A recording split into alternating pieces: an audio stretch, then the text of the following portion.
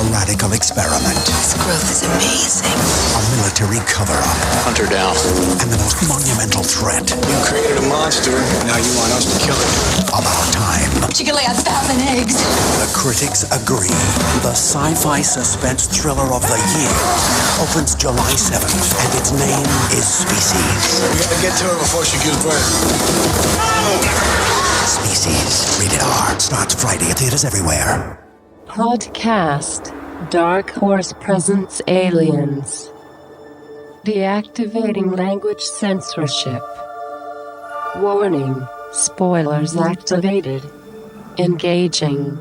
My current plan is to continue running Dark Horse Presents Aliens monthly for a 4th year, alongside its new clean language sister show, Terminator Now, and then switch to an alternating month format that would effectively take this show bi-monthly. It seems like a natural for both shows, because it'll take about 12 episodes to burn through the classic Chromium Age Dark Horse Terminator material in that franchise's 40th anniversary year. Meanwhile, deep as my love for the original Aliens trilogy remains, I've been honest here about my struggles maintaining enthusiasm for the post-Alien 3 decade of the franchise. Aside from Aliens vs. Predator content and its related crossovers, Dark Horse's initial run with the property wraps with 1999's Xenogenesis, which, come to think of it, is also AVP content. In fact, there are only 5 Aliens-only miniseries remaining, one of which is a movie adaptation, plus another omnibus worth of short subjects, before we close out the 20th century and initiate the decade-long dry spell before a 2009 relaunch. I'm still more or less committed to coming back for the 20-teens, but I think it'll be easier for me to live up to that intent 6 times a year rather than 12. Having said that, I do feel like I'll need to maintain a tighter focus on the core mythos at that rate, including, God help me, the Prometheus expanded universe. If I'm going to take any side trips, now seems like the time, and that would also give me a trial run at the bi-monthly format by not covering AVP stuff every other month. Just as I started a Terminator podcast because this deep dive into 1990s Dark Horse publishing caused my eye to drift a bit to other licensed properties in their stable, I have a bit of an itch to cover a few Aliens adjacent titles as one-offs within the confines of this show. So as part of that trial, I figured the safest bet would be an adaptation that shares biological material with our xenomorphs, something so close to Aliens that I feel like I would be remiss to not do an episode on it. I'm talking, of course, about the Species franchise. Obviously, the main connection is the biomechanical design work of H.R. Giger. Species is a Metro-Goldwyn-Mayer United Artists franchise with no other creators in common with Aliens or Predator. However, Giger is such a distinct visionary, even a layperson can see the artist's hand plainly in both properties. In truth, the alien hybrid Syl is more reflective of Giger's overall work than the xenomorphs. One of Giger's themes is the othering of human sexuality, taking nipples, mouths, the cock, and the cunt to places removed from acceptable expression as to make them a subject of abject horror. A lot of this is centered in the vagina, a place of great mystery even to the women who bear them, and through them bear human life. The penis is comparatively crude and obvious, a shriveled bit of dangling meat most of the time, bouncing against sweaty, furry bollocks. Often an object of at least humor, if not outright derision, it mostly exists as a hose to expel a couple of different fluids. Admittedly, a few more besides, but those extra flavors of festive but hardly celebratory reds and greens are hopefully outliers to most males' experience. In the womb, gender is fluid, and we all have the potential to ultimately express male or female genitalia, even both on rare occasions, but the females are hidden, mysterious, insidious, and perilous. You know the joke about how men come out of one and spend the rest of their lives trying to get back in? But concepts like vagina dentata, teeth hidden inside that threaten to bob at an unlucky fellow, are present in world folklore. I recall a number of years back having to correct one of my teachers when she talked to the class about stories of Vietnamese women hiding razor blades inside their vaginas, explaining that that was actually an old wives' tale, not unlike vagina dentata. But she was speaking to it as though it were fact because her brother told her. And he was a veteran, right? Lady bits are a whole deal. To this day neglected in scientific study, and there's a lot going on down there that remains an uncharted frontier. A lot of phallic representation in art centers on its aggressive state, as a giver of pleasure or an instrument of violence. These areas have long been the playground of H.R. Giger, mingling the dark leathers and vinyls of BDSM with an abstraction to grotesque dimensions of human sexual characteristics. But mostly he likes to paint freaky chicks that look like Syl from Species, and that's the best angle from which to approach this franchise. Again, if you listen to this show with any regularity, you know that I'm fascinated by the Giger xenomorph and its layers of meaning. It's an extraordinary and harrowing design, ensconced in a gooey yet crunchy insectoid aesthetic. Whether it's a simple man versus nature, the displacement of the familiar with an alien invader, the inevitability of death personified, a material, futuristic manifestation of Abrahamic infernal agents against fate, or universalization of fears of sexual violence and resultant forced fetal impregnation.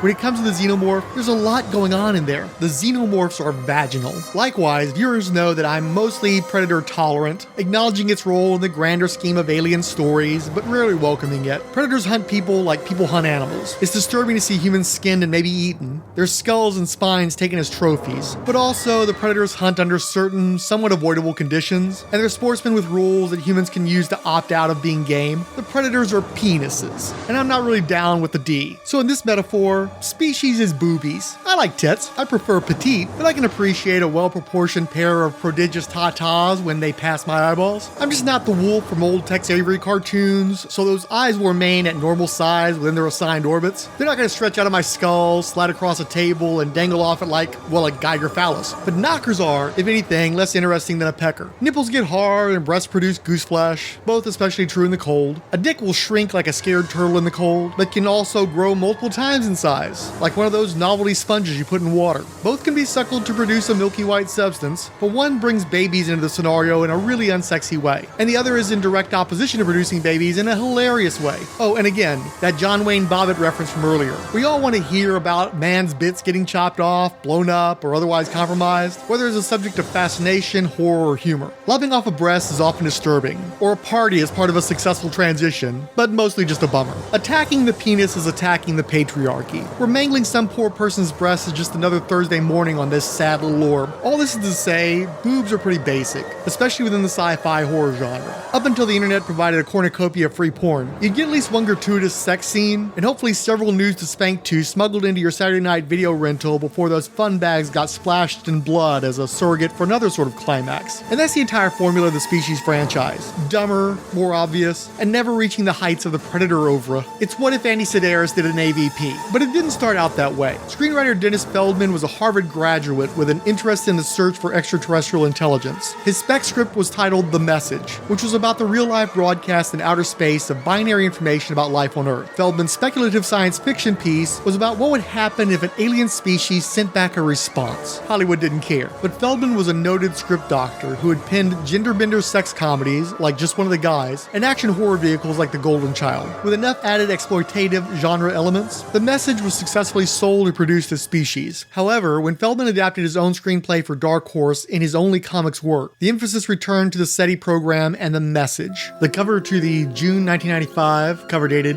Dark Horse Insider number 42, features an Arthur Adams Godzilla. It's a piece on the writer Andrew Vox by Randy Stradley, helping to promote the release of Another Chance to Get It Right in soft cover. There's the final issue of Colors in Black, what I believe was the final issue of Instant Piano, the anthology by Mark Badger, Kyle Baker, Robbie Bush, Stephen DeStefano, and Evan Dorkin. You had the final issue of the Pander Brothers Triple X. Godzilla King of the Monsters had a new number 1 in a story written by Kevin McGuire with art by Brandon Kinney. Also released that month was Godzilla vs. Hero Zero, an ill-fated Dark Horse Comics Greatest World character. Again, Art Adams cover. This was the month for Aliens vs. Predator War number 2 and Superman vs. Aliens number 2 of 3, as well as the Aliens Labyrinth trade paperback, Tarzan vs. Predator at Earth's Core number 1, the usual Star Wars stuff including the Jabba the Hutt, The Hunger of Princess Nampy one-shot, The Mass Summer Vacation hardcover storybook by Rick Geary, and starting to lean into our topic today, they offered some H.R. Geiger posters. Dark Horse Comics is pleased to make available these hard-to-find, full-color posters of 2 of H.R. Geiger's exotic paintings, titled Biomechanoid and Female Magician. These high-quality posters are must-have items for fans of this world-renowned, evocative artist's work. Geiger, who is best known for his design and artwork created for the motion picture Alien, will be in the spotlight again for his designs in the upcoming MGM film Species. Interest in the work of this surreal genius should be jumping off the Geiger counter, so don't miss out. $20 US, $28 Canada. Painted color posters, 19 3/4 inches by 27 1/2 inches, printed on heavy glossy stock.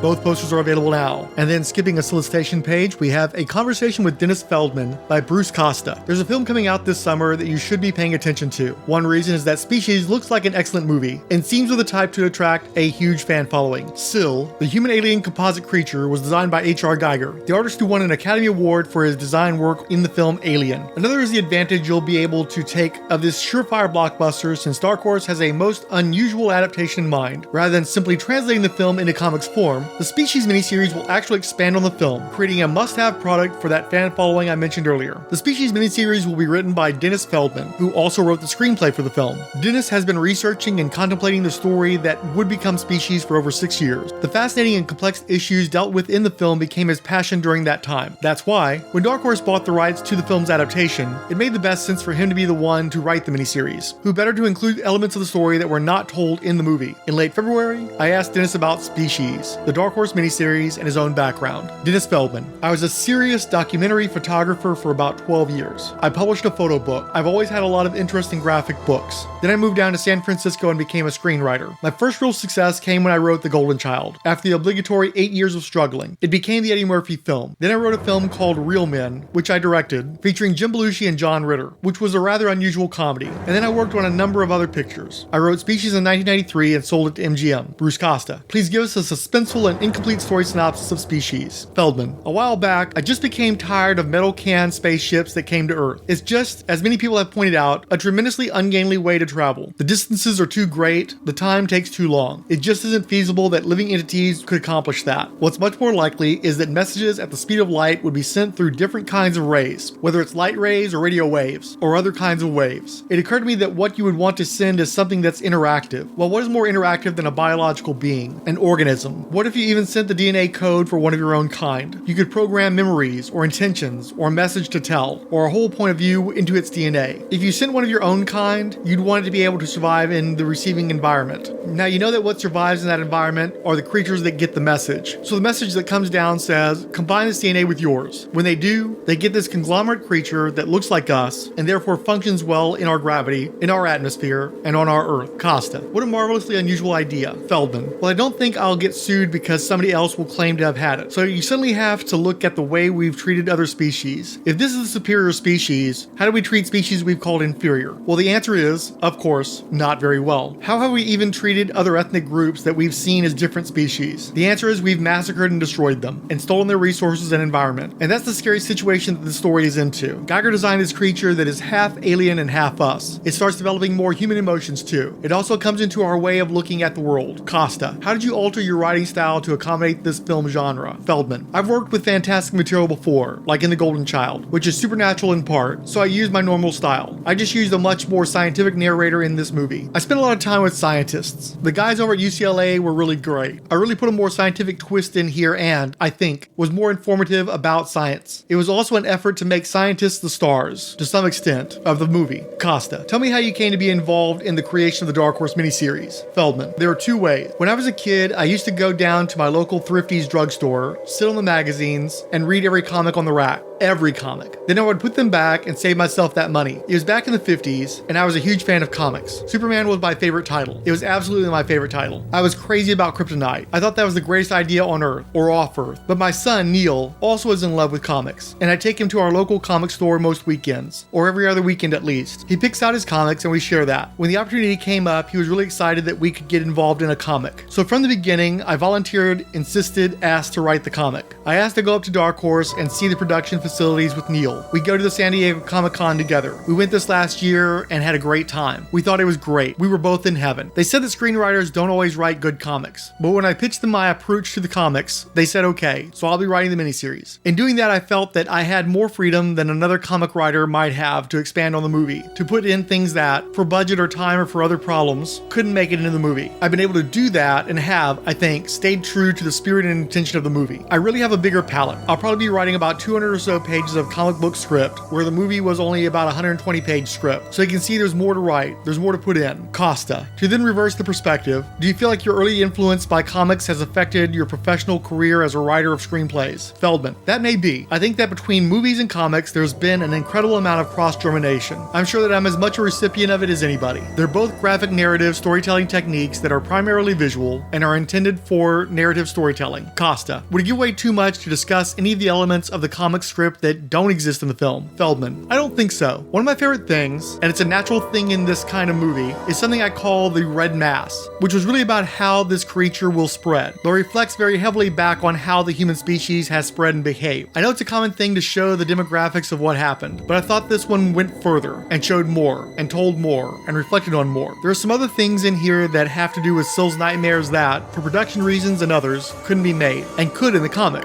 One of the things I've learned about comics is it's really cheap to draw huge, sprawling sets, locations, and productions that you might not be able to afford to shoot as a movie. I must say, I'm thrilled to be able to have that much freedom of scope. Costa, was there anything else about the transition from movie to comics that was unusual for you, that required you to alter your writing in any way? Feldman, I think that comics take less dialogue and even more visuals. Also, comics don't have the continuity of motion that a movie has. I had to accommodate that a little. But you know, it's kind of easy for me because I'm so inundated and enriched by the story. I've been so obsessed by it for so long that writing the comics has provided a recurring opportunity for me to work with material and expand it and find new dimensions in a different medium. So it's been a real joy.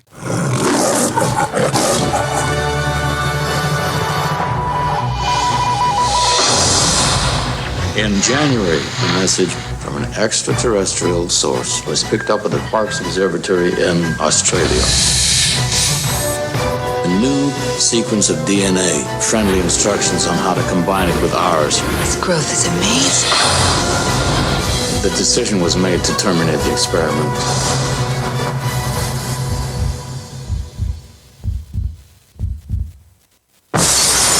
Breaking out! She escaped.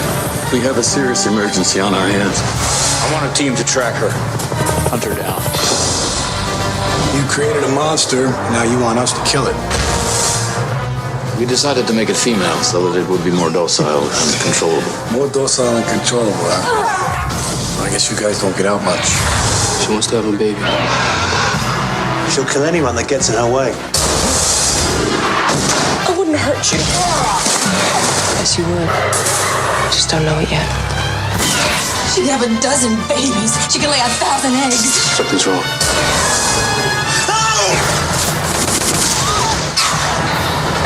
She's here! Yeah! Open the damn door!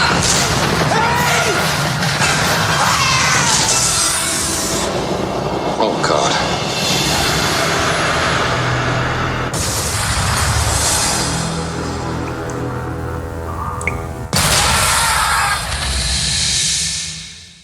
Species, written by Dennis Feldman, Species screenplay writer, penciled by John Foster, inked by Brian Kane, colored by Rochelle Manashi, Godzilla Color Special, painted cover by John Bolton, Aliens Predator, The Deadliest of the Species, still created by H.R. Geiger. Advisory for mature readers only, contains strong language. Species number 1 of 4. When a governmental research group receives an electronic message from space, the U.S. becomes the first player in intergalactic communications. The second message carries with it an experimental genetic code intended to create the ultimate communications link, a hybrid life form utilizing human and alien DNA. The experiment succeeds, and the result is a seemingly normal 12-year-old girl. But when she starts to change into something more than human, when she appears to be more a threat than a messenger, the US government orders her termination. She quickly learns one of life's little lessons. In a hostile environment, you can adapt or you can die. Species is the newest science fiction thriller from MGM, featuring a genetically engineered creature which assumes a variety of forms, human and otherwise. The creature, known as Syl, is the creation of Academy Award winner H.R. Geiger, the artist who first infested the film industry with Alien. This series is written by Dennis Feldman, the writer of the Species screenplay. He has included story elements in this series that were not included in the movie itself, making this a must-read for fans of the motion picture. $2.50 US, $3.50 Canada, 32 color pages, painted cover, monthly, shipping June 20th, 1995. Mike's Amazing World of Comics offers 4 sources for ship dates ranging from June 19th through 22nd of 1995. According to Comichron.com, the miniseries debuted just inside the top 100 at 97th place in units, 96th in dollars. The top comic overall was Spawn Blood Feud number 1, which sold 243% of that month's issue of Batman. Species sold 38.2% of Batman number 521, the 22nd bestseller of the month overall. This was the last month Diamond Comic Distributors handled Marvel Comics before their move to self-distribution through Heroes World. That means this will also be the last month of Marvel titles competing with Dark Horse in the rankings. Their top title was unsurprisingly Superman vs. Aliens number 2 in 16th place, followed by Star Wars, River of Chaos number 2 in 43rd, Tarzan vs. Predator at Earth's Core number 1 in 62nd place, Jabba the Hutt in 69th, AVP War number 2 in 71st, Ghost in 79th, Star Wars Droids number 3 at 88th, and finally Species number 1 as the 8th ranked Dark Horse title. The aliens transmit 2 messages. Recipes, really. The first offered a new catalyst for methane that created a clean-burning fuel for 1/100th the former cost. The other was a means to splice the aliens' DNA with humans to create a hybrid that could survive on and interact with Earth. The origin of the message is untraceable. having been spun past several black holes, and nations like China, Japan, and Russia were just as likely as the US to have received it. Was the United States willing to let its perceived enemies take that next step in alien interaction while they were left behind? Their scientists proceed and end up with 2 viable embryos out of 100. Each was given a 3-letter code name. The one they allowed to grow was S-I-L, Syl. They had a fetus in 2 days, a roughly 11-year-old girl in a month. Grown at a reactivated biological warfare lab in the middle of the Mojave Desert, the project was overseen by Xavier Fitch, played by Ben Kingsley in the film. The girl appears human, but is almost entirely segregated. No one speaks to her for fear that she'll master the English language in a matter of hours. She's fed sterilized food through a special apparatus, and is unable to communicate that she is constantly starving as a result. She's also plagued by nightmares about her alien half, and her night terrors are observed, eliciting terror in the viewers. It is decided that the risk she poses is greater than any potential benefit, and her containment unit is flooded with cyanide gas. Xavier Fitch sheds a tear and says that he's sorry. Syl has been reading lips through the glass in her observation cage the entire time, and understands the intent to kill her. She breaks free, the cyanide escaping with her, its lethal path distracting any who might have otherwise pursued her. Faster and stronger than any adult humans, Syl easily counters any resistance as she escapes the base into the desert. She hops a passing train and sleeps in a boxcar. A lecherous hobo startles her from another nightmare, and he is left broken and deceased. Syl works her way into the passenger cars, stealing clothes, food, money, gorging herself in an empty room. She enters a bit of a food coma, but involving an actual cocoon. Again, mingling insectoid elements and body horror, very familiar from the Aliens franchise. That's where the first issue ends. And before I forget, young Syl was played by an equally young, pre-Dawson's Creek Michelle Williams. 2 pages of stills from the film make that hard to miss, and the relative fidelity to that film makes it clear that comic artist John Foster did not want for reference. Foster was not long for this comics world. He painted a 9-issue run of covers for the 1998 Star Wars ongoing series, most featuring the Aura Singh character. In 2002, he had a 10-issue run painting covers for DC Vertigo's Hunter: The Age of Magic.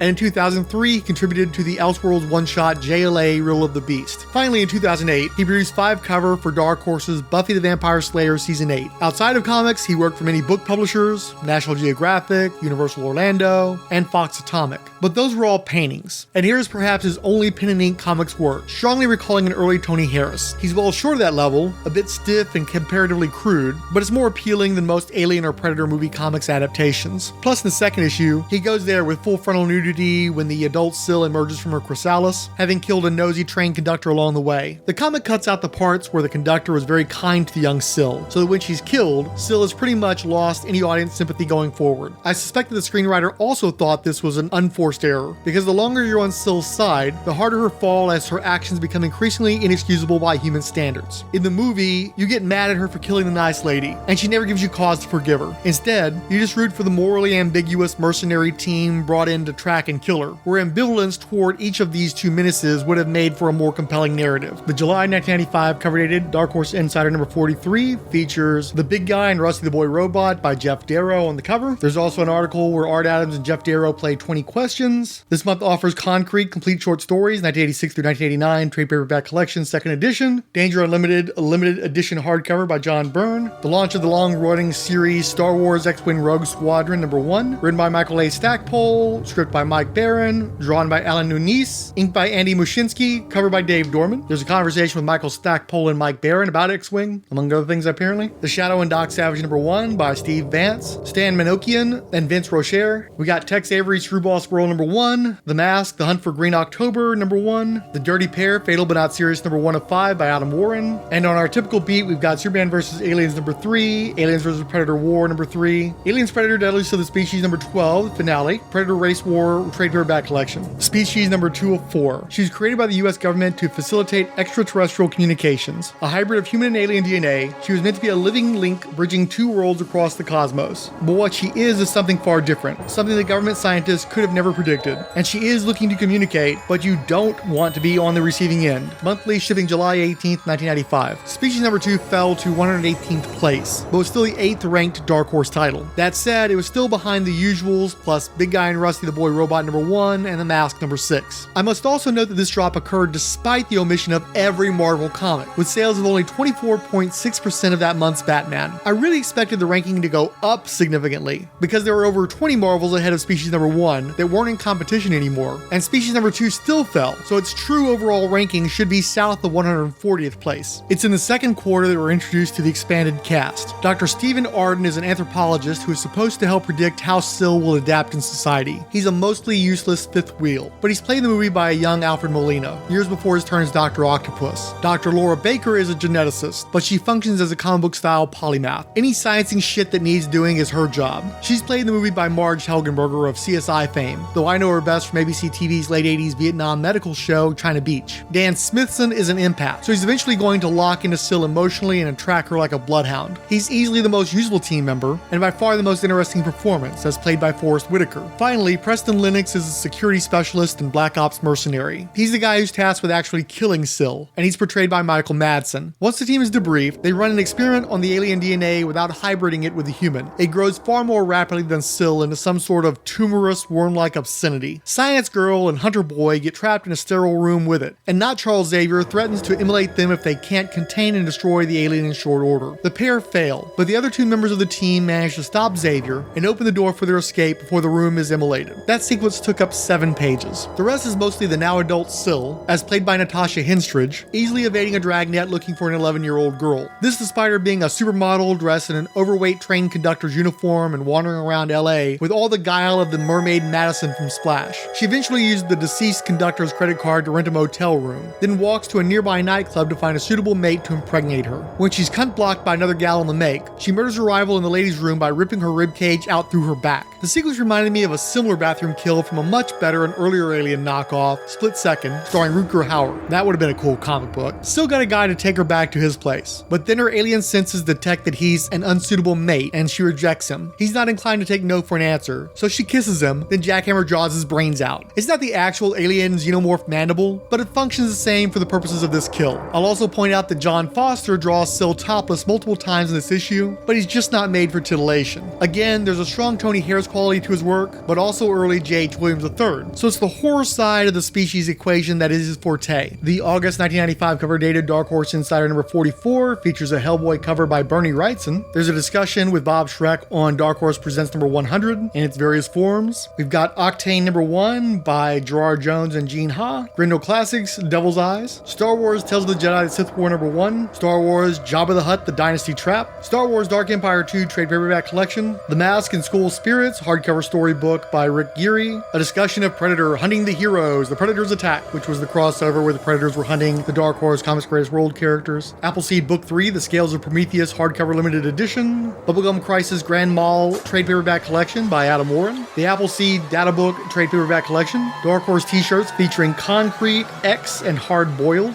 art prints from Rascals in Paradise by Jim Silkey. On our usual beat, Aliens vs. Predator War number 4, Edgar Rice Burroughs' Tarzan vs. Predator at the Earth's Core number 2, and most essential to this episode, Species number 3 of 4. For 3 million years, the human race has been the final rung on the evolutionary ladder. Nothing lasts forever. Syl, the US government's experimental human-alien hybrid life form, searches for the perfect mate with whom to propagate her species, and ruthlessly murders anyone who stands in her way. Can Professor Finch and his team of top scientists stop her terrifying mission before it's too late? Monthly, shipping August 15th, 1995. Species number 3 managed to drop to 131st place in a Marvel-free ranking, despite still selling about a quarter of Batman's numbers. Star Wars Tales of the Jedi Sith Wars number 1 managed to crack 19th place, and Dark Horse Presents number 100 pushed Species to 9th within the company. Frequent Dark Horse Aliens cover artist John Bolton also provides the covers for Species, with number 2s being modeled after the movie poster, but much better rendered. It's my favorite of the images he produced for the series, and I used it for the album art on this episode.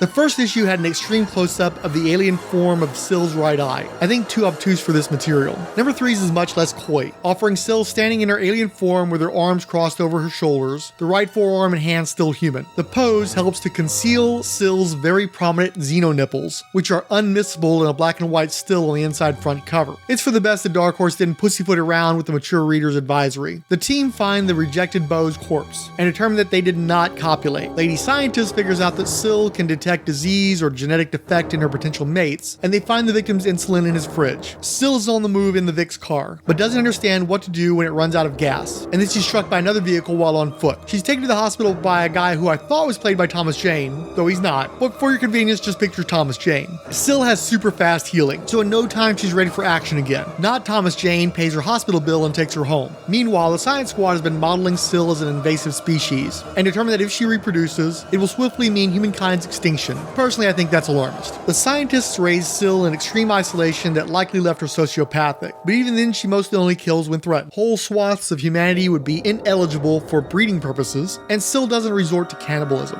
The science squad also assumes malevolent intent from the aliens that sent the message, even though they bungled the recipe, so who's to say? Anyway, the squad tracks Syl to the hospital, and then trace not Thomas Jane's credit card. They catch up with Syl right as she's getting ready to bone down, but she freaks out her beau, so she kills him to keep him quiet. Then Syl tunnels underground and escapes again, but she gets an eyeful of Michael Madsen's character, and decides he's the perfect baby daddy. Syl kidnaps a woman, holds her captive overnight, cuts off her thumb with garden shears, carries her in a car loaded with jugs of gasoline, goes back to the nightclub, goads her pursuers into a car chase, and ends up ramming the car into a transformer that ignites the gasoline and explodes the car. Incredulously, Syl's severed thumb is found in the handle of the car door that she's ripped off to escape, so everyone assumes it was her burnt female form in the car. Finally, Syl dyes her hair black, goes to the hotel where the science squad are staying, and plots to seduce Michael Madsen's character. Man, if I had a nickel for every time a woman told me about the crazy lengths she'd go to bed Michael Madsen, I wouldn't have a solitary goddamn nickel. Like, are they Tom Sizemore groupies as well? I know more women who crush on Steve Buscemi. Hey, remember that erotic thriller where Madsen seduced Supergirl? I guarantee that no woman does. Just creeps like me wanting to see Helen Slater naked. And I did it with a VH dub off cable. By the way, even though Christian Slater played her brother in The Legend of Billie Jean, they are not actually related. Supergirl had a wet t-shirt scene in that one. I myself am not a Kryptonian, I'm merely a man, and previously a horny kid with occasional access to Cinemax. Oh, and speaking of gratuitous nudity, I think they asked inker Brian Kane to dial up the cheesecake this issue. Most of the book still has the moody horror feel, but the nude scenes suddenly start changing up the art style. The September 1995 cover dated Dark Horse Insider number 45, featuring a Tale of One Bad Rat cover by Brian Talbot. There's also a Conversation with Brian Talbot by Michael Gilman, and a So You Wanna Draw Comics article with Matt Haley. Notable releases include Concrete Killer Smile trade paperback collection by Paul Chadwick, American Splendor Windfall number 1 of 2 by Harvey Pekar and Company, Dark Horse Presents number 101 with a Bernie Wrights and Aliens cover, Doc Savage Curse of the Fire God number 1 by Steve Vance and Pat Broderick, The Mark number 104 by Todd Johnson and Larry Stroman, the team behind the Tribe series. The only other AVP project out this month was X number 18, the final chapter of the Predator hunting the Dark Horse hero story. Finally, Species number 404, a hybrid of human and alien DNA. Syl is truly a stranger in a strange land, but she doesn't intend to stay that way. Syl is looking for the ideal mate, a man to propagate her bizarre species, but she's leaving a trail of bloodied, broken bodies behind her. As a special bonus, this issue's cover is illustrated by Boss Films computer artist Peter Mitchell-Rubin. Boss Films did several of the special effects in the film. Shipping September 19th, 1995. Species number 4 had less in-company competition to place 7th, still doing a quarter of Batman's business, and ranked 119th overall without any Marvel titles. Despite being a movie tie-in that sold fairly well monthly, the miniseries was never collected. In fact, with the collapse of Dark Horse International and the market bust, I don't see any indication of any foreign reprints of this material. The cover to Species number 4 is a facial close-up of Syl, and my gut tells me there's an unused John Bolton that got pushed out by the movie company's CGI artist. I think they overestimate Syl's commercial value because all these extreme close-ups just aren't doing it. Michael Madsen and Marge Helgenberger's characters have been hot for each other throughout the movie, and eventually bump uglies, leaving Syl all hot and bothered. She's literally listening to the action through the walls. Helgenberger also has a cute sex-positive moment where she does a happy dance when her crush shows up at her hotel room door. There's also a fun moment where Alfred Molina's character decides to get the straight-edged and socially awkward empath drunk in the hotel bar. This also serves to take the empath out of the action for a bit as he passes out, leaving his friend vulnerable to Syl's advances. Syl has an internal monologue in the comic, so it's even more obvious here that her expectations have diminished to the point where she just wants a healthy insemination. Yes, Syl has the arc of the typical human woman. The empath wakes up during the act and wrangles the gunman, lady scientist, and the boss, but not in time to prevent impregnation and his friend's murder. They chase Syl down the stairs and into the convenient labyrinthine sewage tunnels underneath the hotel. The mad scientist Xavier Fitch is killed. Then Syl gives birth to a single male child that insta-grows into a toddler with a spear tongue that eats rats. There's somehow a pool of gasoline, and I mean a chest-deep water-inflammable pit that is set ablaze and claims the offspring. Clearly, ironically, the aliens lacked strong maternal instincts because Syl had left him unattended to hunt the science squad, but didn't manage to kill anyone else. Maybe I'm expecting too much from an alien immediately post-labor. What kind of maternity leave do you think Syl would need? He has more than 5 minutes. The movie was at least passable, if not decent, up to the final act, where it falls apart on a technical level and at pretty much every other level. I was startled once by a loud, noisy jump scare where the empath found some homeless guys running through bottles by a dumpster behind the nightclub, but the movie is never actually scary for even the most timid audience member. The practical effects are okay, but the CGI was bad even in 1995, and there's so much of it in the final scenes. This movie doesn't deserve the caliber of actors that it has to work with, and they know it, so most of the performances are substandard. Ben Kingsley is predictably good for most of the movie, but his character death is quick and especially lame, plus his corpse is the worst looking practical effect in the movie. It was an interesting idea to marry the popular erotic thriller formula to a sci-fi horror picture, but Natasha Henstridge's frequent topless scenes are limp sub-Playboy matter-of-fact affairs. Here at the end, Marge Helgenberg's character dons mom jeans, falls into the gasoline pool, and just sort of whines for somebody to come get her while she barely tries to climb out herself for a good 5 minutes. Forrest Whitaker puts in the most effort, and it makes him the best character to watch, but he's left dangling over the fire pit, unable to pull himself up, and therefore is mostly checked out of the finale. So it all comes down to Michael Madsen, and as charismatic as he was as Mr. Blonde in Reservoir Dogs, he's the inverse here. Madsen's whole career has been defined by doing a Bob Mitchum shtick, but even at his most drunk and disinterested, Mitchum had an innate magnetism that Madsen can't imitate. Species, though, is a teachable moment of how he could piss all of his Tarantino goodwill away. Besides looking bored and bloated throughout the picture, lazily marking time, they gave him lines that were presumably meant to be zingers that are delivered so flatly that you can hardly tell. For instance, his big moment is blasting Syl to death with a shotgun while saying, "Die, you motherfucker," because she's a mother. And also, fuck her, because she forces herself on men and then kills them. That's the gag. It reminds me of how they talked about Will Smith's ad-libs and delivery saving Men in Black and making him a megastar. Madsen clearly does not have that talent.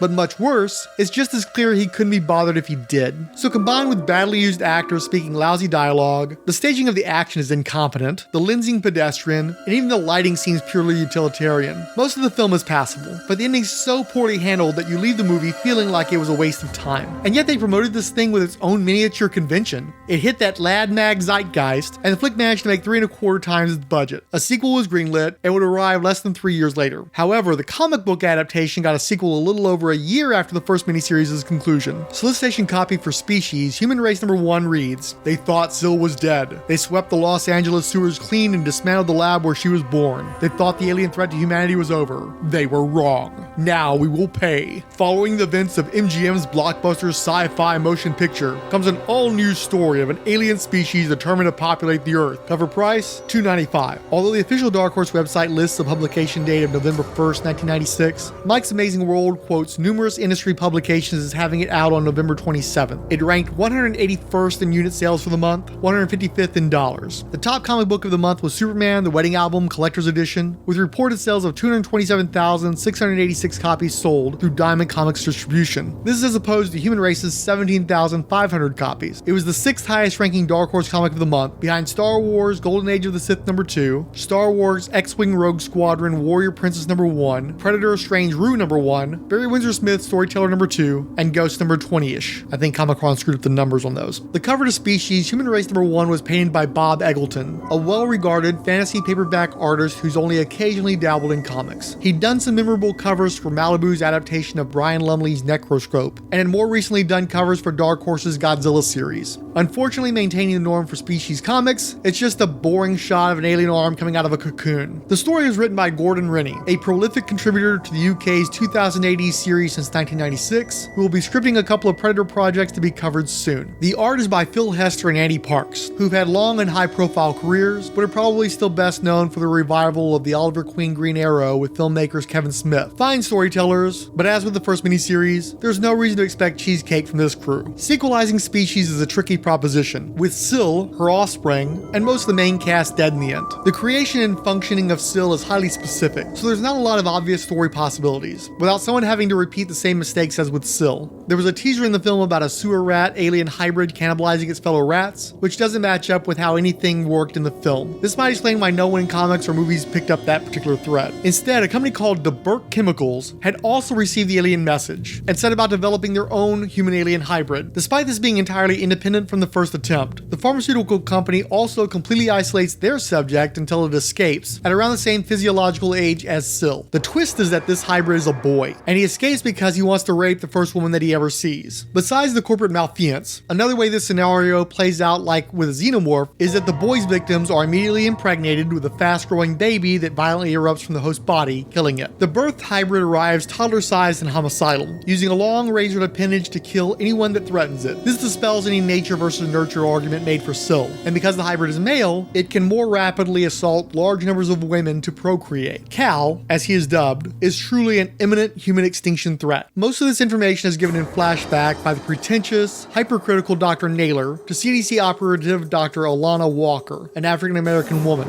You would think that being a woman would factor into the threats that she would face, but it never actually comes up in the story. Dr. Erlen Naylor, a prickly white dude, recaps all the backstory from the first species, more or less quoting dialogue verbatim from the screenplay. The first post-escape victim of Cal, including his first offspring, are identified and the chase is on. I should point out that offspring is also killed, so we don't have to worry about that going forward. Solicitation copy for species human race number 2 reads, "The government got the drop on Syl, killing the otherworldly mutant and her newborn son before they could propagate their alien race on Earth. At least that's what they believed. Now somehow there's another, and he's on a road trip across small town America in the second deadly step towards propagating his species." Following the events of the chilling MGM science fiction movie comes the second issue of this all-new story of an alien species who will populate the Earth if research scientist Alana Walker and government operative Erlen Naylor can't stop it first. Tellingly, Dark Horse again claims the 1st of December as a publication date, which isn't typically how comic book ship dates work.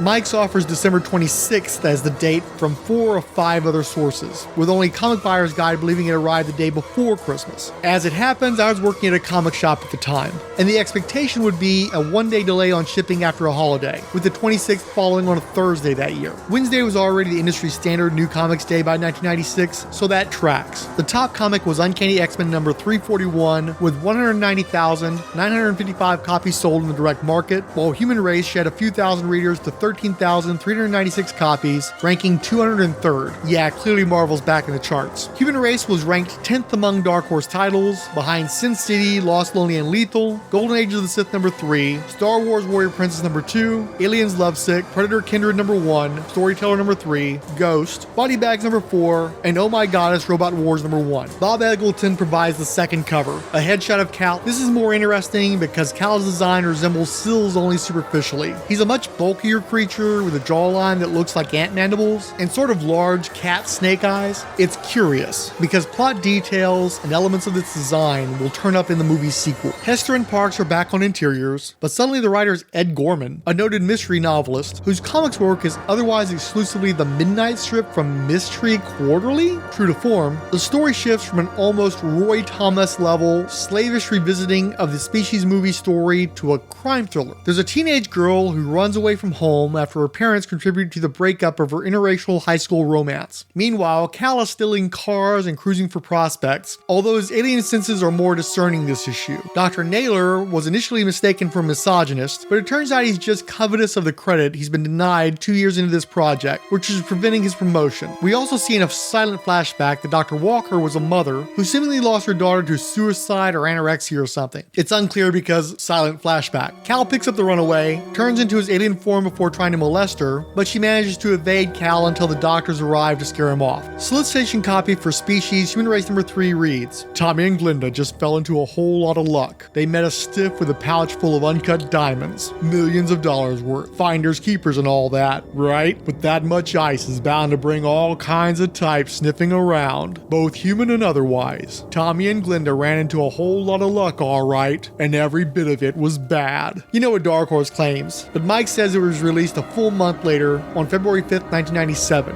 Number 3 held well at 11,784 copies for a 194th rank, 12th among Dark Horse titles. It was behind Star Wars Boba Fett, Twin Engines of Destruction in 45th place, followed by Star Wars A New Hope Special Edition number 1, Golden Age of the Sith, X-Wing Warrior Princess, Betty Page Comics Spicy Adventure, Predator Kindred number 2, Ghost number 21, Storyteller number 4, Oh My Goddess Trials of Morisato number 1, The Black Pearl number 5, and Gunsmith Cats, The Return of Grey number 6. John Bolton returns to cover the 3rd issue, and it is bad. Just a crude and underrealized alien in a fetal position, details vague enough that it could be Syl or Cal, and in fact I think it was a recycled unused cover from the first miniseries. It even has a 1995 date in the artist's signature on a late 1996 released comic. So this was one was written by Stephen Blue, who only had 2 short story credits before this one, and drawn by Dennis Cowan, a co-founder and primary designer of Milestone Media. I didn't even know Cowan had ever worked for Dark Horse. So this thing, I don't even think it was a Species story. It's about a young white couple where the guy thinks he has a system, but he's really ruining them financially with his gambling addiction. He happens to be in a casino elevator with a man with a duffel bag full of stolen diamonds and an enforcer tasked with getting them back who kill each other. The gambler takes off the bag and the thief's automatic pistol.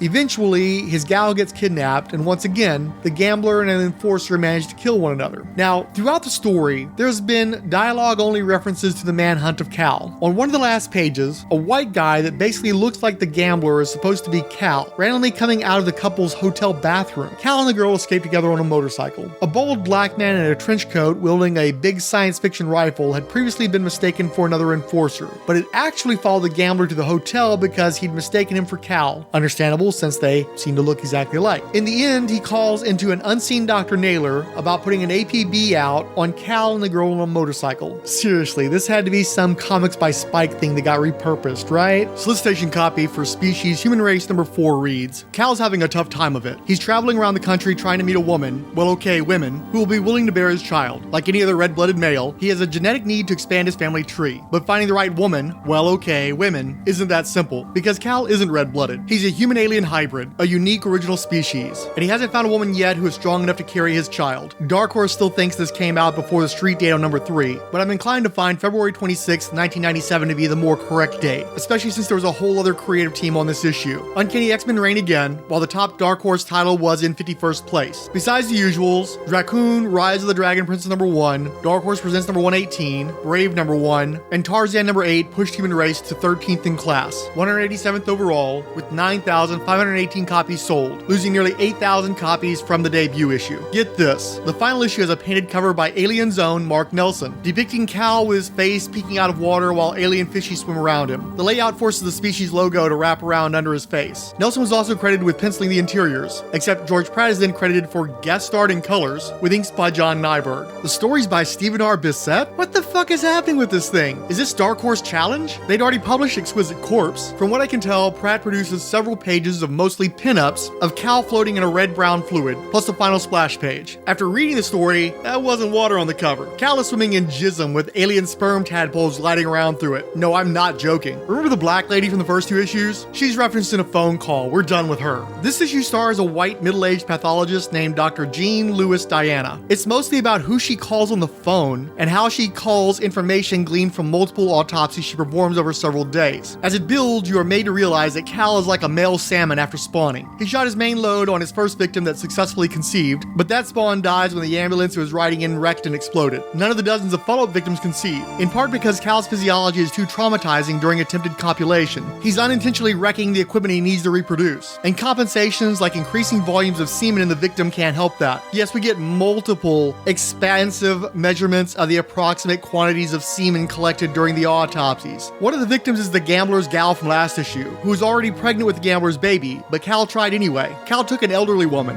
who drove a cane through his chest on the way out. Another victim had a hysterectomy. Cal was no longer discerning in his desperation, and also no longer reverted back to human form. In fact, his alien form was steadily disintegrating, going from a bit of his biological material coming off on victims' nails when they scratched him, to losing a finger, an ear type thing, his whole right arm. Dr. Erlen Naylor does turn back up, and it turns out he's narrating White Lady Pathologist's actions. So the dude hijacks her own story. He's also the one who keeps asking about Cal's cum, but at least he's very complimentary of the doctor's professionalism. Finally, Naylor brings in some military-industrial types to observe the autopsy of a morbidly obese homeless woman. It turns out that what was left of Cal had crawled up into her womb to die, and those George Pratt sequences were probably taking place from there. Cal climbs out of the incision, but falls to the floor and basically shatters into a pile of exoskeleton and integral organs made external. Dr. Naylor is pissed at the resolution, but pleased that they still have some viable Cal-ill spermatozoa with alien faces swing around on the final splash pages. Splash pages? I swear I did not make any of this up. And it was so talky. There's really no room for personal interpretation. This just is what it is. Dark Horse announced the publication date of the Species Human Race trade paperback as July 9th, 1997, with a new cover by John Bolton depicting Syl from waist up, hunched over and bearing half a human face. It's a bit unnerving, but mostly just awkward. I'm speaking of the cover art, but I think it also applies to the existence of a human race trade and collection with a new cover. Either they were really hoping for a Species 2 bump, or MGM held compromising pictures of Mike Richardson.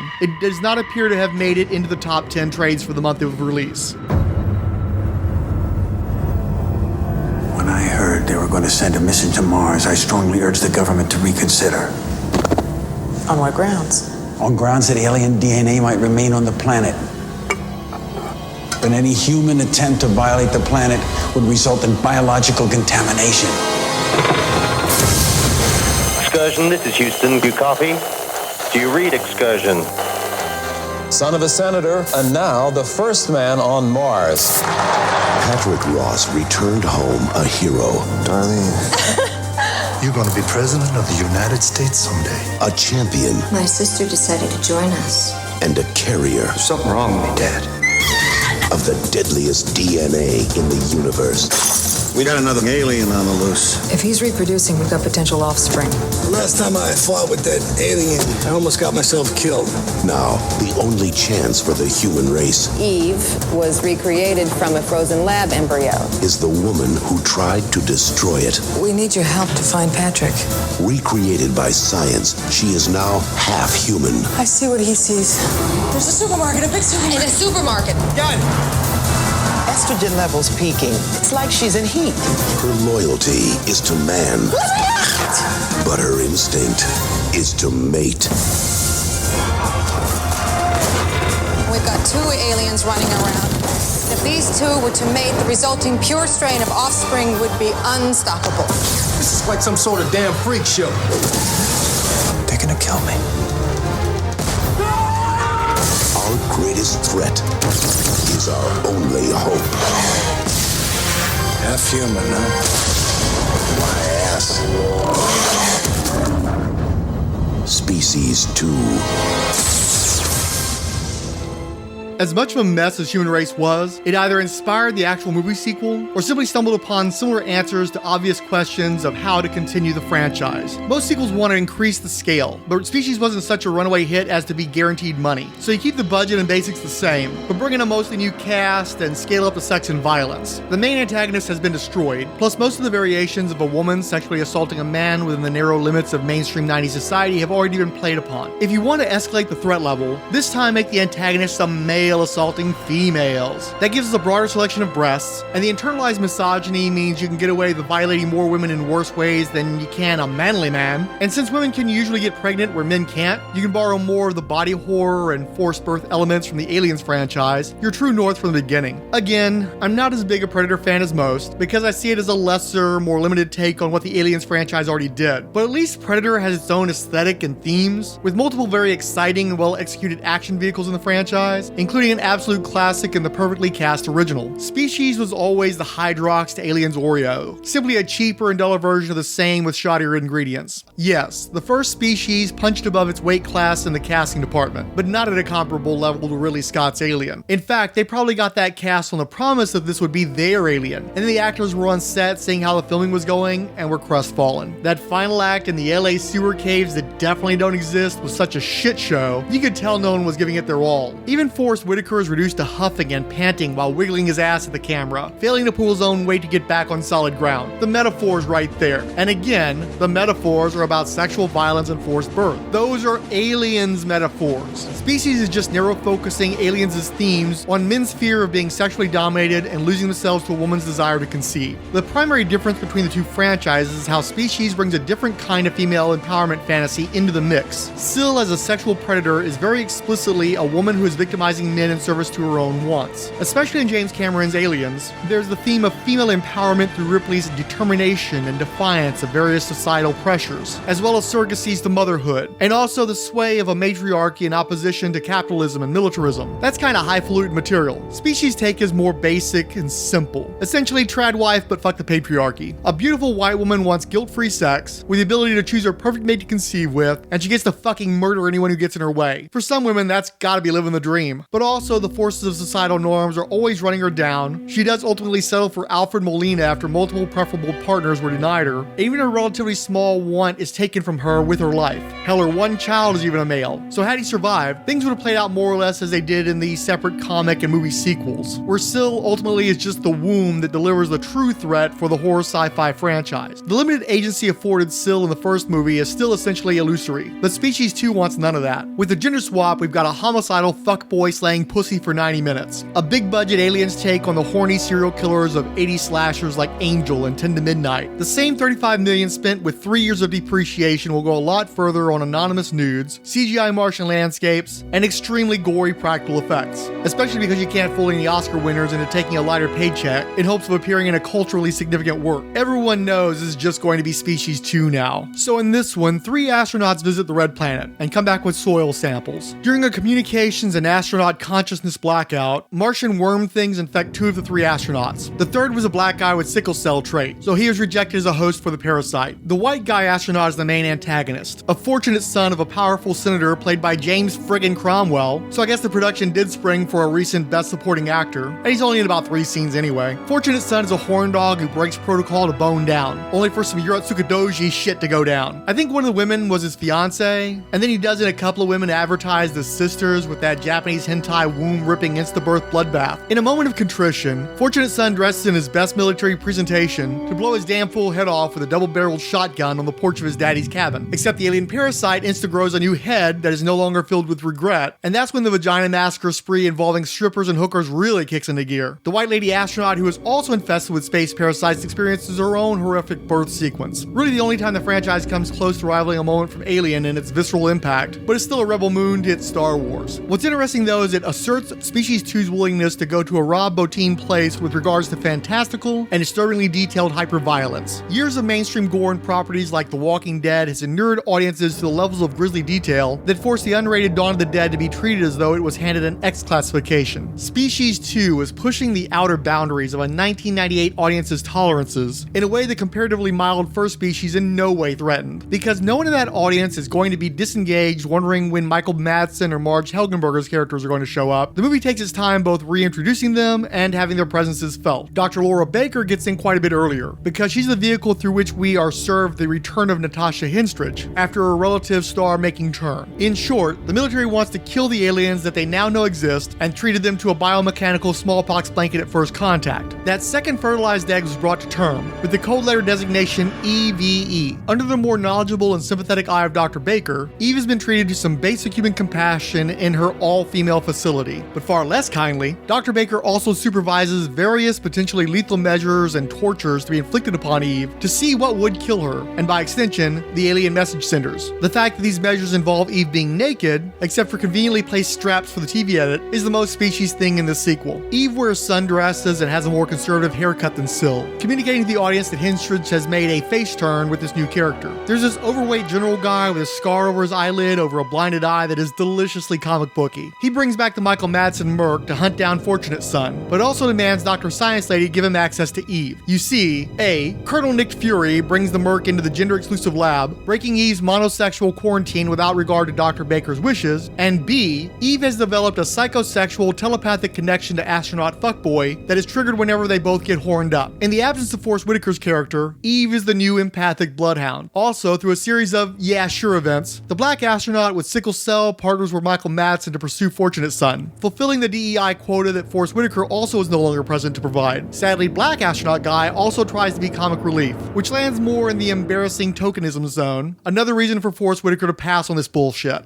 When I first got Netflix DVDs by mail, I made a point of checking out as much of the unattainable transgressive stuff that I'd passed on or couldn't get in my video store days. I was a big fan of Rodriguez and Tarantino's Grindhouse, and just overall a curious explorer of the outer reaches of cinema. If you've seen Robert Rodriguez's Planet Terror, you know that while he exploited the raw film grain aesthetic of exploitation cinema, his zombie epic was too bombastic and big budget to capture its soul, landing much more squarely in the 80s action spectacle realm. Quentin Tarantino's Death Proof was much more true to actual actual grindhouse cinema, its first half being extremely boring and pretty gross in its fetishization of women, especially them feet. The subversion is in the second half, when the director set aside the truth of exploitation cinema to actually deliver on the usually unfulfilled promise of their ad campaigns. So when I did a deep dive into the real 70s exploitation material, I was exposed to a lot of cheap, craftless, plotting flicks peppered with the darkest elements of the id that the producers could afford. Nudity and fake blood are among the cheapest materials to get onto film, and a lot of what was being exploited in these films were violently reactionary takes on social progress in the wake of political upheaval. There's a ton of racist caricature and dehumanizing treatment of women as objects of sexual gratification, as well as targets of extreme violence, often as a sadistic combo package. Especially when viewed in quantity over a period of time, that stuff will leave you disillusioned and soul sick, which is how I learned that I didn't actually enjoy true grindhouse cinema. But there are always exceptions, and even the more troubling material can mark the viewer with indelible images. I mean, Tarantino is one of my favorite filmmakers because he's seen everything, and will filter out the dross to steal only the finest bits of all that disposable cinema. And I really like gonzo, unpredictable directions, especially in bigger budget productions that would usually be numbingly predictable. I love movies like Life Force, which probably would have been a huge hit a half decade earlier, but its full frontal nude space vampires taking over London well into Thatcher's reign was an enormous bomb mid-decade. The extraordinary resources and gonzo aesthetic would have been unattainable at any point prior to 1985, but there was also no audience for this coke and shrooms fueled catastrophe but weirdos like me. Species 2 is the life force of this franchise. An astronaut fuckboy's rape rampage is a big part of what does and doesn't work about the movie. If anything, Syl in the first Species had safe vanilla sex and was non-threatening when compared to Sharon Stone in Basic Instinct or Glenn Close in Fatal Attraction. I referenced Daryl Hannah in Splash earlier,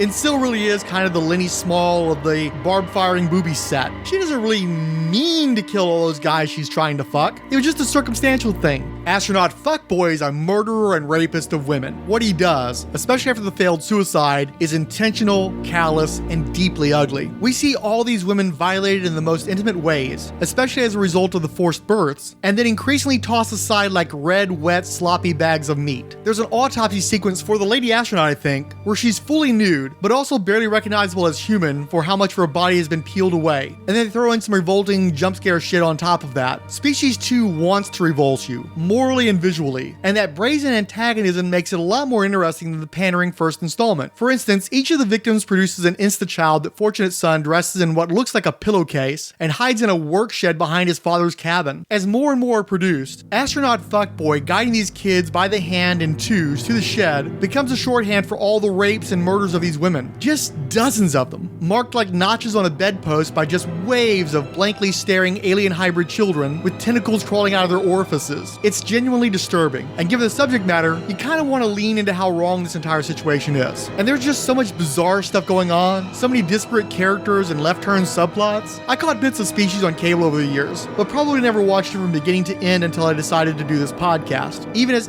chronological morsels spread out over years to truncated exposure, I had no trouble following that bit of a plot. It's a safe, predictable, by-the-numbers story. There's no way I would have known what the hell was going on at any given moment of Species 2. I'm still not entirely sure of some of what I saw after watching it all the way through, and there's no way I could recall from memory what happens from scene to scene. It's mean, it's gross, it was never going to sustain a viable franchise, but you've got to respect the sheer audacity of Species 2. Jumping ahead, this thing ends with our 4 heroic leads converging on the shed, where they spray cocoon babies with human diseases that are expected to War of the Worlds late-term abort the little shits. And probably the best sequence of the movie, Eve has gone into heat, broke loose of the lab, was riddled with machine gun fire, and still sprinted to freedom to catch that D. Yet she's also the heroine who wrestles astronaut fuckboy in his fully alien form before he kills her. So Michael Madsen's character stabs black astronaut guy in the thigh with a pitchfork that he then sends into alien fuckboy so that he gets infected with sickle cell and melts or some shit. I'm not for sure all of that wasn't a fever dream, so don't stress me on the details. But the last nasty reveal is that one of the insta-babies survived to see the corpse of Eve still carrying the soon-to-be-born offspring of the 2 similar but different alien-human hybrid species. And also Jonesy the cat leaps out for a jump scare in the back of a goddamn ambulance? Like I said, the fucking audacity. After the failure of Species 2, and I'm guessing the comic not selling well enough to support the licensing fee, Dark Horse was done with the property. However, the greater comics industry was not, even if the next publisher was a downgrade in repute. Avatar Press was an Illinois-based outfit founded by William A. Christensen, mostly pushing racy black and whites that hopped on the bad girl fad. Avatar had a little more money to spend on slightly higher quality artists that drew things that were often seriously more risque than their competitors, giving them an edge in sales. They sort of straddled held the line between London Rain and Eros at first, dipping into outright pornography at times, but not being entirely defined by it. Plus, the bad girl fans tended to be older and hornier, so the nudity and occasional graphic sex represented less of a compromise and more of a lack thereof. Further, the bad girl books were usually bloody, but Avatar took up the gorehound gauntlet thrown down by departed companies like North Star. Eventually, Avatar would succeed at Rebel Studios in publishing Quentin Vigil's Faust, a notoriously X-rated and hyper-violent outlaw comic. They likely wouldn't have survived on that sort of content alone, but they managed to publish a wave of briefly Wizard Magazine anointed hot artists like Matt Martin and Trent Kanuga, plus cult favorites like Bud Root and Mike Wolfer. It's mostly forgotten that they were the first publisher of Eric Powell's Lagoon. With the collapse of Maximum Press and Awesome Entertainment, Avatar became the publisher of Evangeline,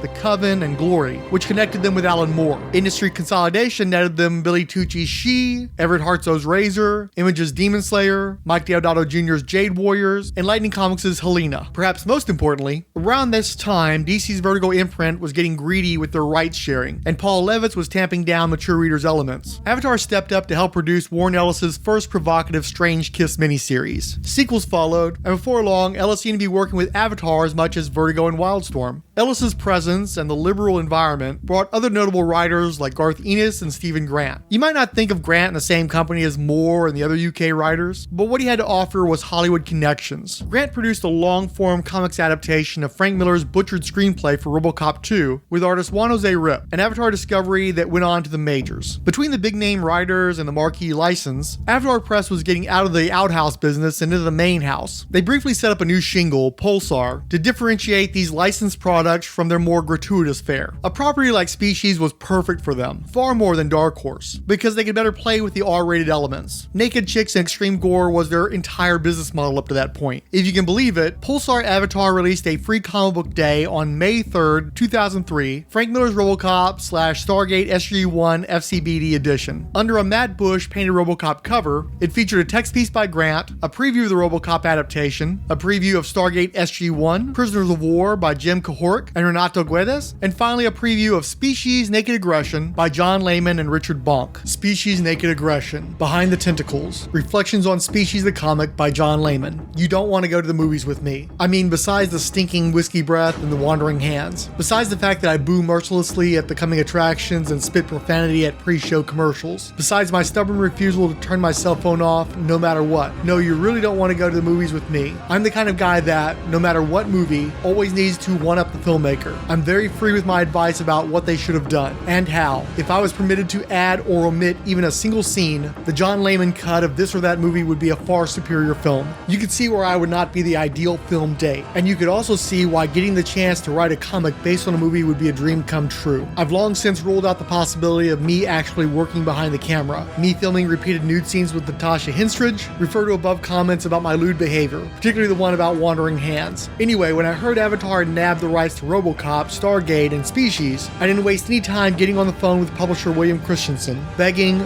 pleading, threatening to be part of that fantastic sci-fi movie property he'd gotten a hold of, RoboCop. Of course, William had plans for RoboCop. And what plans? Holy shit! Even I'm not asinine enough to suggest what they should have done with Frank Miller, whose every word, line, and shadow is worth its weight in gold, in my humble opinion. Stargate, unfortunately, wasn't even a consideration. I liked the movie well enough, but I guess I never had the right cable channels or something, because for some reason I never got into the TV show. I know there's a hell of a pinball game based on Stargate, and I've wasted many a quarter and dollar after dollar on it, but my pinball experience isn't really enough to base a comic on, is it? Not a good comic anyway. You know the little cartoon light bulb that goes over someone's head when they have a bright idea? That's what happened, at least figuratively, when Christensen said Species didn't have a creative team attached. Species! And suddenly the world was alit with possibility. A pretty good movie, that Species, all things considered. Designs by Geiger, a good cast. Not just good, a respected cast. And a reasonably intelligent script, at least compared to the typical Hollywood movie. Some moral ambiguity, which I always am a sucker for, with a monster that is at least partially sympathetic. Blood. Cool special effects. And, I'll admit it, and you can go ahead and rearrange everything I just said to put the following at the top of the list. Boobs. I've got no problem with female nudity in films, even in copious amounts. In fact, I prefer it that way, and freely admit that late-night Cinemax flicks are among my favorite guilty pleasures. I've even got a screenplay around here somewhere that I wrote, my ultimate what they should have done take on the jiggle nudie genre, titled Tit Fighter, unproduced sadly, to the chagrin of every heterosexual male on the planet. Natasha Henstridge is pretty damn easy on the eyes, so you know, the more I thought about Species, the better it sounded. sounded better and better. Then I thought about story possibilities. Revisited both Species 1 and 2, the latter having its moments, but, like most sequels, it wasn't nearly the movie the first was. And I thought, here's my chance to make Species 3, at least kinda sorta. Keep it in continuity, but don't be a slave to it, so people who didn't see the movies can still enjoy the comic. But where to take the story? Pretty much every second of the news this past year has been dominated by fears of terrorism, and our fearless and unelected leader, George Bush, on the verge of steering the world toward apocalypse. The thought occurs, the species creatures used for biological terrorism? Yeah, that's a story. Then there was another nagging thought, that idiot in the theater shouting his obnoxious suggestions into the back of my mind. A thought I had when watching the Species movies. A thought that you had too, I bet, but a more reasonable part of your brain quashed it as perverted and wrong. You don't have to surf very far on the internet to find perversion, or the TV, or even the comic book store for that matter. I mean, come on, there are lots of guys who like women's shoes for God's sakes. That's something I just don't understand. Stay with me on this. There's a connection, I assure you. Syl, that's Natasha Henstridge's human-alien hybrid character in Species, isn't evil. She's just driven by a biological urge to procreate. She kills, but usually for two reasons. Either the sex act is interrupted, or the male freaks out when he sees Syl reverting to her alien form. There's a lot of perverts out there, right? Pretty much every sort, every proclivity.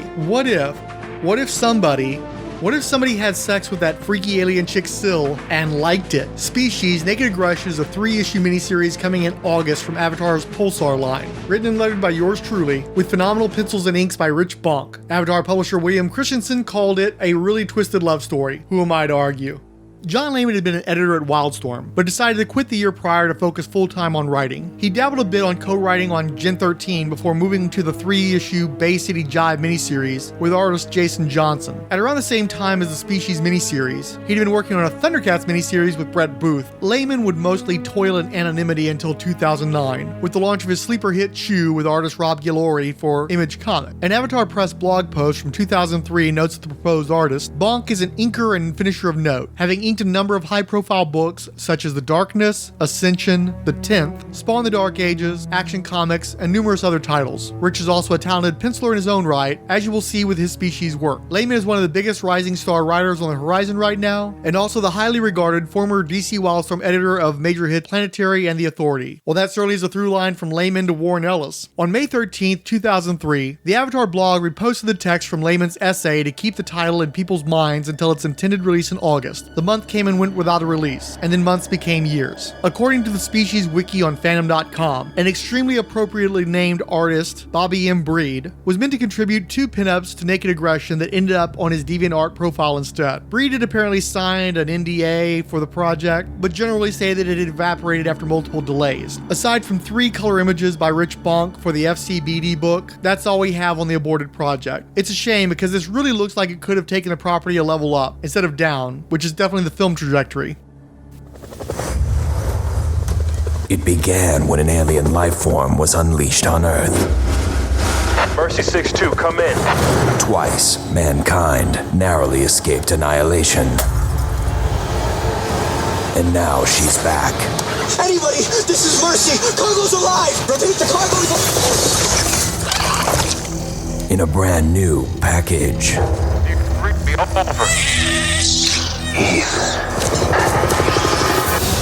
In the laboratory of a biology professor. I'm hungry. I'd be too if I grew 6 inches a day. A secret project to nurture an alien life form is underway. Are there others like me? You're unique. And I think there's a message inside you. Someday you'll tell me what it is. I'm talking about the engineering of an alien species. Even if you got a pure strain, you'd still have to mate it with something. Now, genetic half-breeds are seeking her out. Dr. Aberrant. As their only hope. Tell me where it is. College town? Gotta put a little tongue on that. Mating opportunities? You don't want the tongue. Your life's in danger. With the DNA you've collected, you can create more like me. Why did you do that? It's genetically impossible. And one man is left with the knowledge to save her or destroy her. I can't. He's taking control of the reactor. Metro-Goldwyn-Mayer presents. Don't make me do this. The next chapter in alien evolution.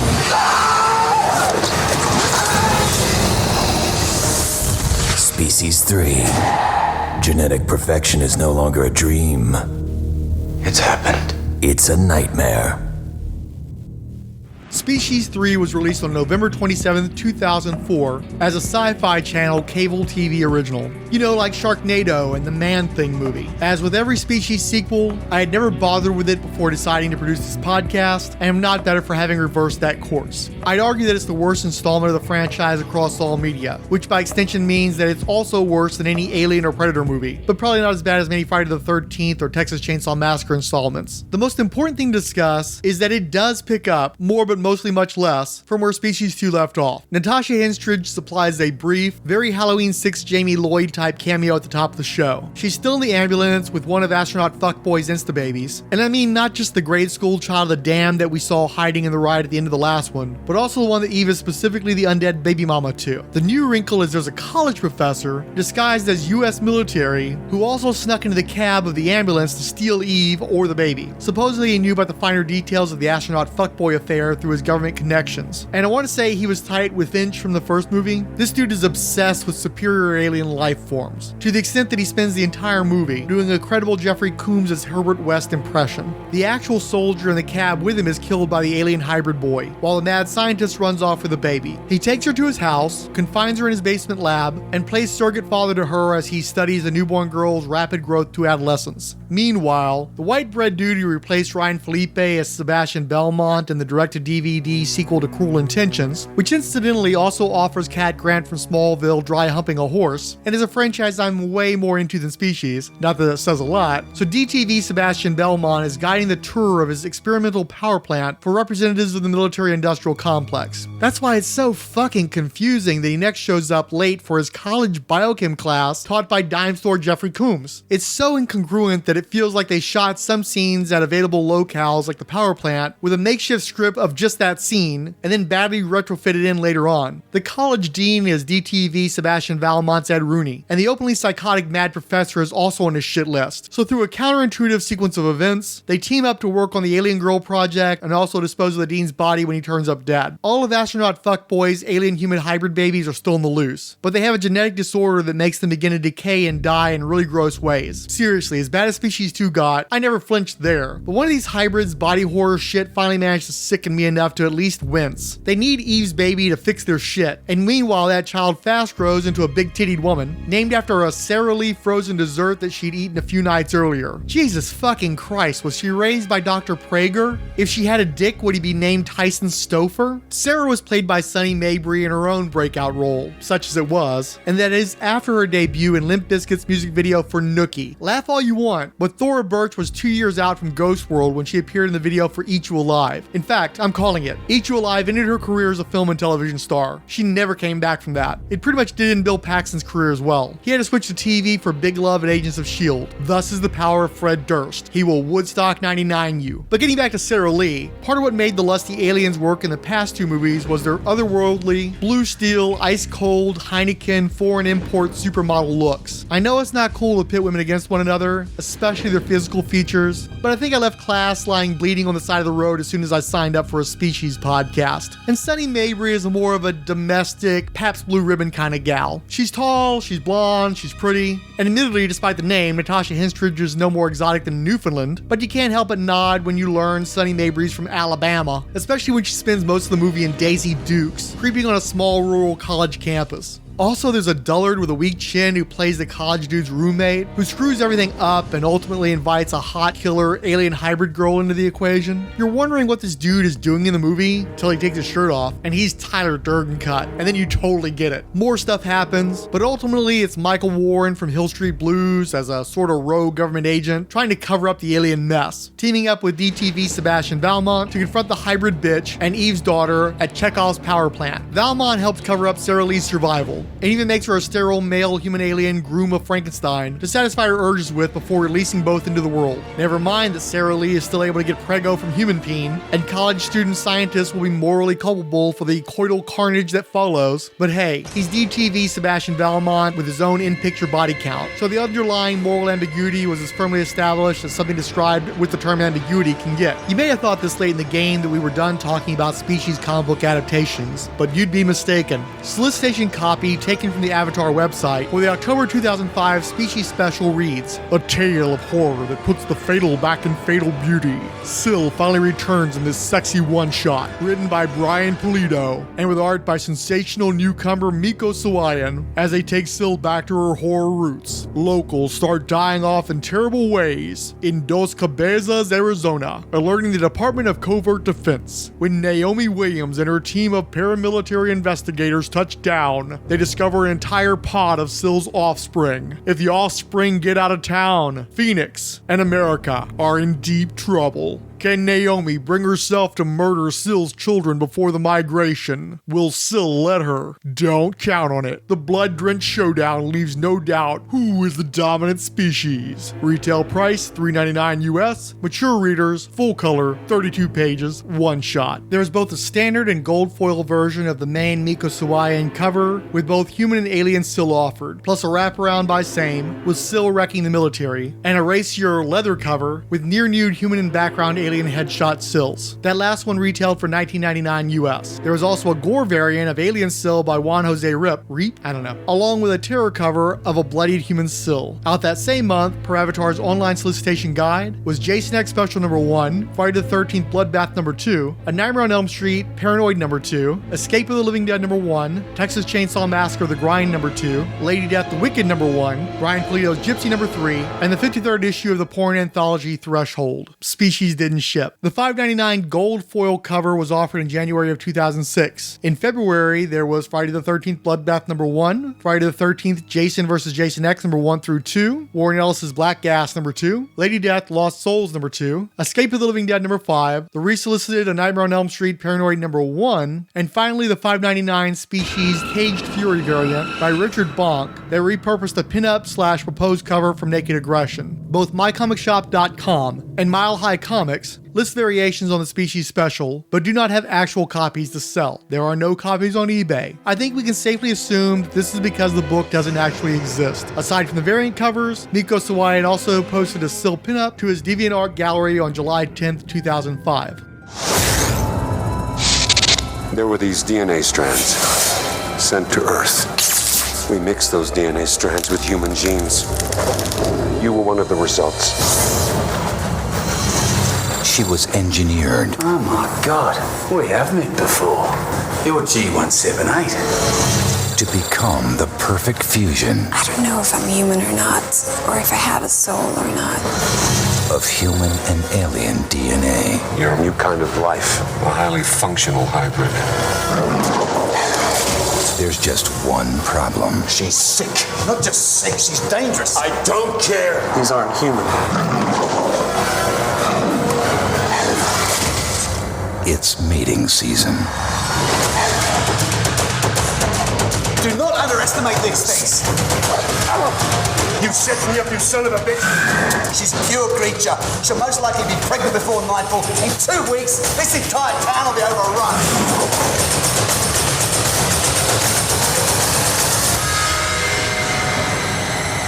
Are you feeling okay? Never better.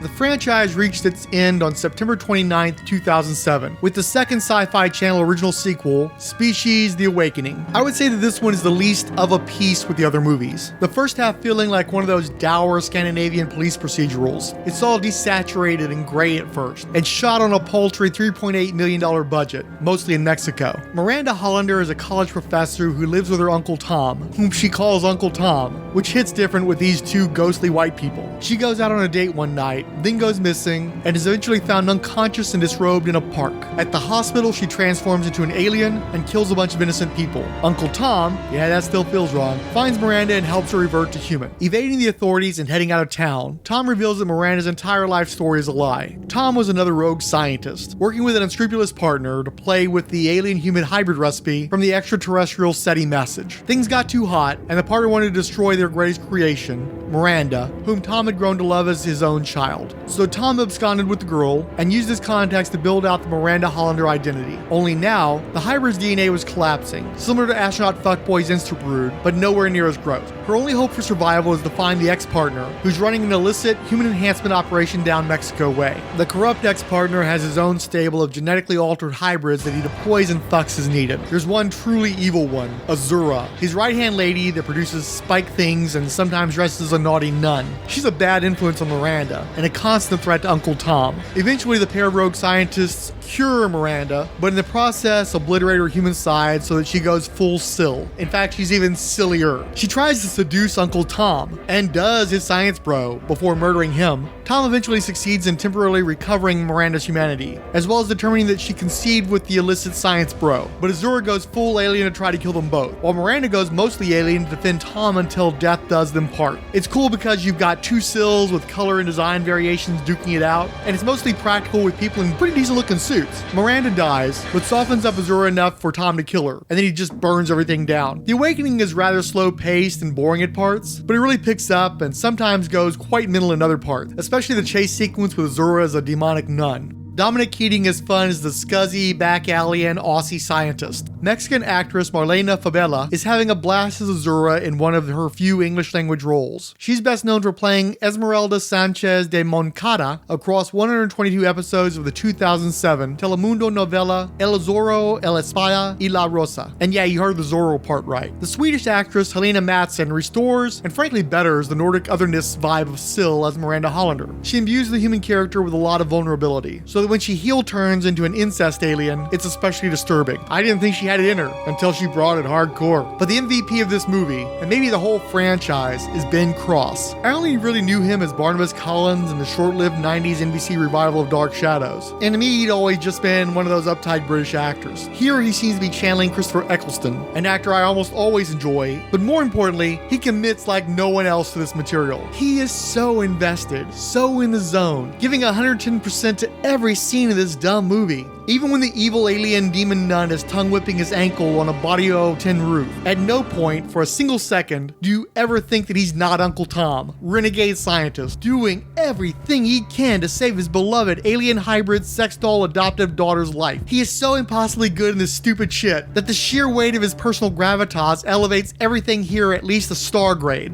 And again, there are other good performances here, and surprisingly solid direction, cinematography, effects. It feels almost more Britbox than Sci-Fi. Now, does that mean I ever intend to watch a Species movie ever again in my lifetime? Almost certainly not. But The Awakening does leave me with a positive note where I can recommend that maybe you might consider watching one or two Species movies. And I'm definitely more likely to try another Ben Cross movie when that comes my way. Hell, reboot Species with Uncle Tom. I'll show up for that. Hey Marvel, are you still looking for a Dr. Doom?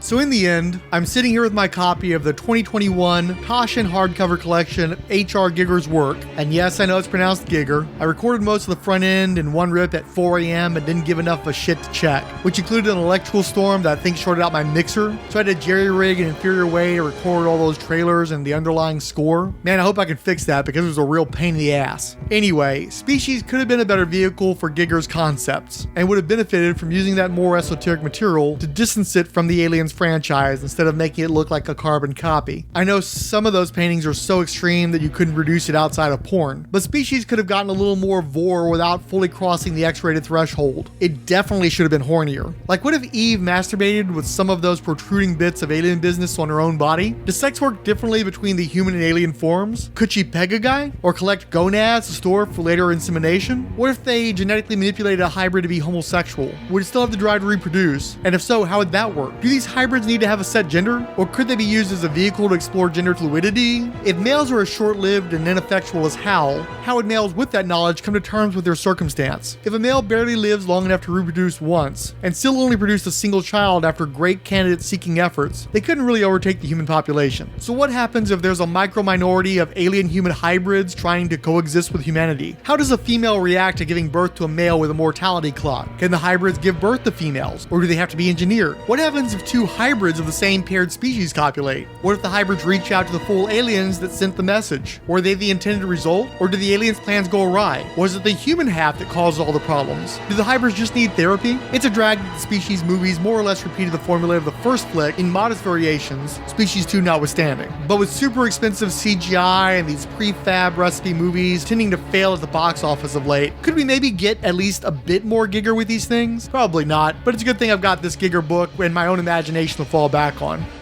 Alex O, Andrew Leyland, Bill at Spy Vinyl, Bill aka The Bat Pod, Billy Hines, Comics Enabler, who wrote, me and Frank talking Corbin, both of us relative upstarts on The Great Man, a rambling chat about aliens alchemy, do it, Chris Bad Books for Beginners, Chris Dunford, who added, great stuff, Chris Lydon, Dead End Kid, who wrote, how did I forget Corbin did Aliens? I'm going to blame it on the concussion, an oversight to correct post-haste, Stay Frosty, Del Dracula, Derek W.C. of History of Comics on Film, Dirk Ashton, Ed Moore at Teal Productions, Gavin Rizza, hashtag True Believer Yes, Gregory Litchfield, Hicks, I Was Joe Was, The Irredeemable Shag, Julia Raoul, Kailash Jwalamuki, Writer and Media in Charge, Keith G. Baker, Lamar the Revenger, Lorenzo Sleestack, Lucretia Garcia, Maxo, Miguel Galindo, Petros Gaspard, Relatively Geeky Podcast Network, Riot Police on Fire, Salo del Comic de Alcaraz, Sam Lowe, Scott X, Superbound, Talk Nerdy to Me, and William Lang. This has been a Rolled Spine podcast. All audio samples are believed covered under fair use laws. No copyright infringement is intended. My name is Giger, H.R. Giger.